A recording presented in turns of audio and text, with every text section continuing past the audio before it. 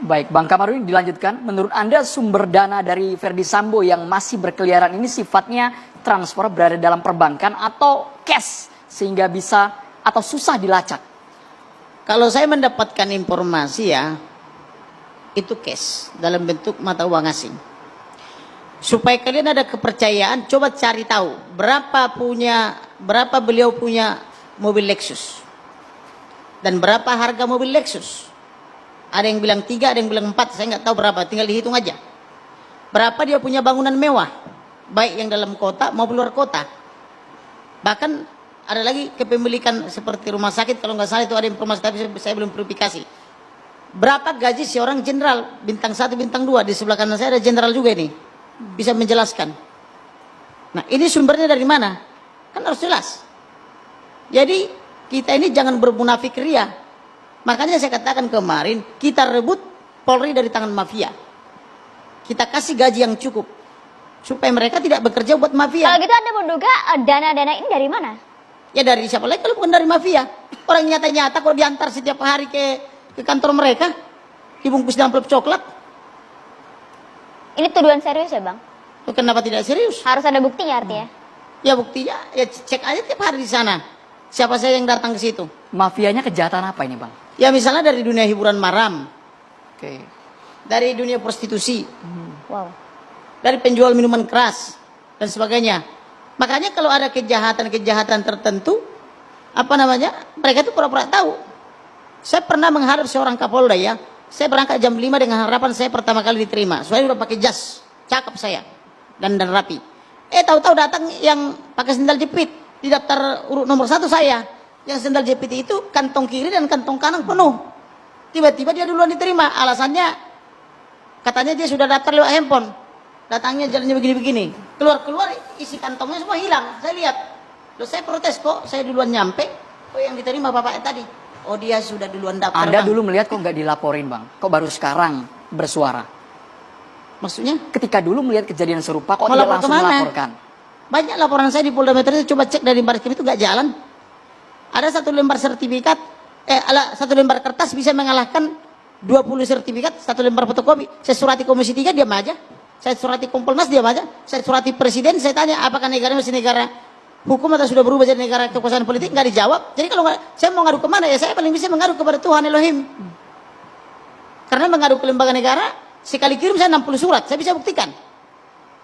60 surat sekali kirim. Termasuk ini permohonan otopsi ini. Sekali kirim 19 surat saya. Sampai saya nggak tidur 3 malam mengkonsep itu semua. Tidak ada yang balas. Yang ada kita dipermainkan hasil apa itu? Hasil otopsi tidak diberikan kepada saya, tapi diberikan kepada wartawan. Wartawan saya bingung, saya gelagapan saya. Nggak ngerti mau jawab apa. Yang ada semua cuma permainan-permainan. Mau kita biarkan negaranya seperti itu terus atau mau kita perbaiki? Saya mau perbaiki. Siapa yang mau ikut saya? Ayo. Kita perbaiki negara ini. Tapi dugaan dari sumber Bang Kamarudin ini, apakah ini bermain sendiri di institusi Polri atau ada jaringannya, ada circle Sambo yang bermain? Kita juga? sebutin dugaan ya Bang? Pasti ada circle-nya.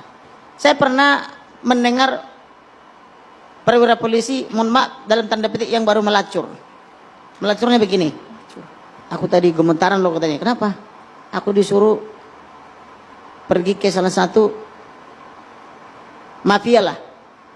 Di sana sekretarisnya itu melati 3. Saya disuruh harus daftar nama.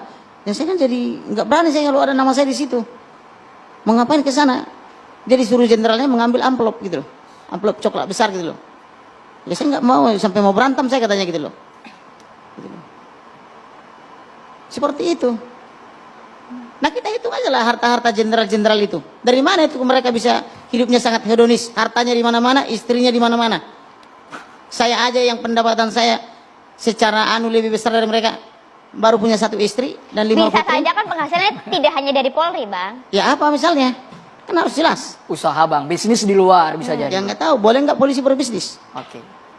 Oke, kalau begitu kita coba tanyakan saja langsung kepada juru bicara PPATK, ada Pak Datsir Koga. Pak Datsir, kalau tadi Anda juga sempat menyimak ada berbagai aliran dana yang disebutkan oleh Bang Kamarudin. Apakah PPATK juga mengetahui bahkan melacak hal ini? Pak Datsir? Ya, terima kasih. Selamat malam. Sejauh ini PPATK sudah membekukan ya rekening terkait dengan korban ya. Itu saja Mbak dan kita terus melakukan koordinasi dengan penyidik. Berapa rekening Pak Natsir?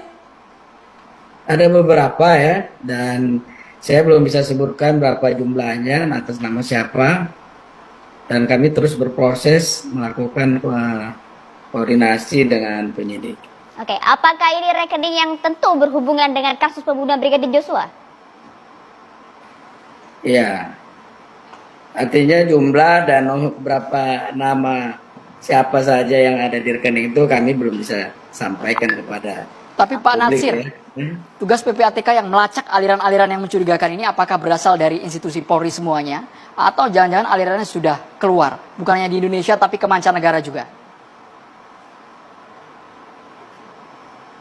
Kalau secara umum tindak pidana ya ada uang-uang hasil kejahatan itu dilarikan keluar. Seperti itu Mas.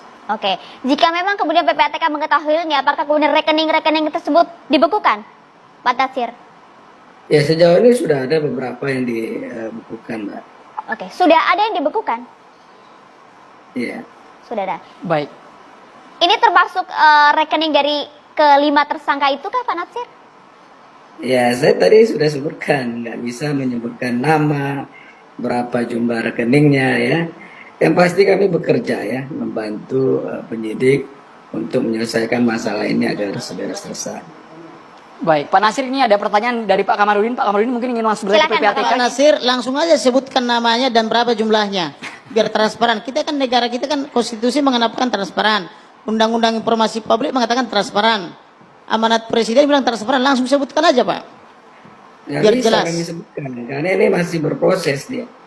Dan kami hadir kemari pun karena undang-undang keterbukaan informasi publik, di mana kami sebagai lembaga publik, Misalnya yang tanggal hal-hal 11 yang Juli umum itu bisa 2022. kami sampaikan. Tetapi sesuatu yang terkait dengan masih dalam proses penyidikan. Izin Pak kami Natsir, tidak perlu yang memberikan tanggal 11 Juli informasi. 2022 sudah dibenarkan oleh kabar reskrim. Bagaimana?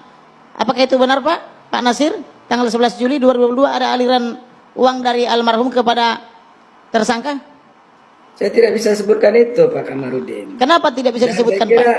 TV One juga tidak fair ya. Tadi saya diundang kemari katanya untuk menjelaskan itu. Saya sudah sebutkan. Saya tidak banyak bisa saya jelaskan dan tidak bisa banyak hal yang saya Oke. sampaikan. Ini tadi ya. Kami fair Pak, Tujuan karena kesepakatan bilang nggak Bapak apa-apa, bersedia itu hadir saja ke sini disampaikan. untuk kami tanyakan, dan yang tadi bertanya adalah Pak Kamarudin. Tapi seperti ini, Iya. tadi Bapak menyinggung mengenai dananya keluar. Yang Apakah fair, ini- TV One juga harus fair dong ya. Kita fair, Pak. Kita fair Pak, tapi mohon maaf Pak, meskipun Bapak tidak menyebutkan nama dan jumlahnya, tapi soal tadi sudah keluar dan melibatkan jaringan internasional itu ke negara mana saja Pak? Bisa diterangkan? Mungkin Silakan. mungkin saya bisa menambahkannya karena saya mantan PPATK. Memang undang-undang PPATK kita yang membuat, rakyat menyuruh beliau Komisi 3, kita tidak memberi kewenangan kepada PPATK untuk membicarakan apa yang dia lakukan. Begitu dia membocorkan transaksi itu, maka dia diancam dengan hukuman pidana.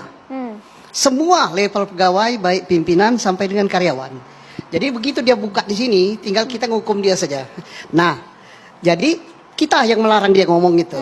Nah, tetapi kita salut kepada PPATK, dia sudah kerja karena lembaga ini diminta atau tidak diminta, dia proaktif.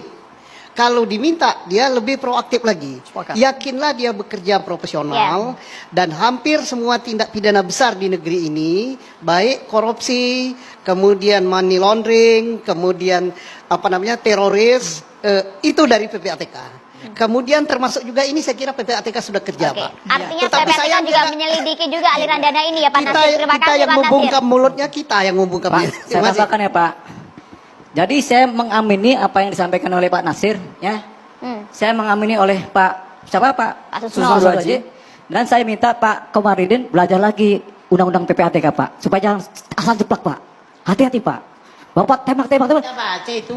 Bapak Ada baca undang-undang transparansi Iya, informasi publik. betul Pak. Tapi kan Ada ada undang-undang undang-undang khusus, Pak. 18 2003 pasal 17. Masing-masing Kita berhak ada mendapatkan undang-undangnya informasi Pak. itu. Manding-manding lex spesialis derogat lex generalis. Paham ya Pak? Belajar lagi Pak. Saya justru tidak paham. Lex spesialis itu kalau undang-undang